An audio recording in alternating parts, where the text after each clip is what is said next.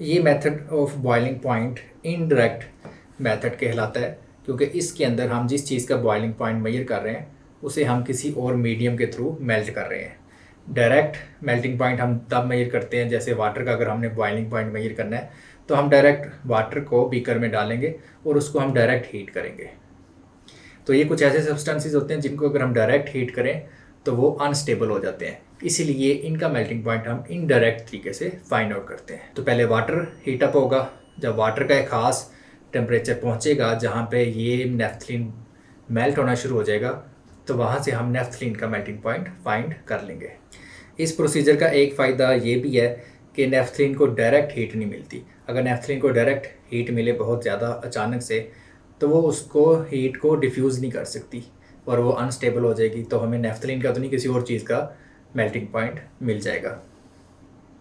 تو واٹر کیونکہ slowly heat up ہوتا ہے تو یہ نیفتھلین کو بہت سلو ہیٹ دے گا ایک یونیفارم طریقے سے۔ ہمارے پاس ساتھ یہ اسٹیرر ہے، اس کی مدد سے ہم ساتھ ساتھ پانی کو اسٹیر کرتے رہیں گے، ہلاتے رہیں گے تاکہ پانی میں جو ہیٹ ہے وہ ایکولی ڈسٹریبیوٹ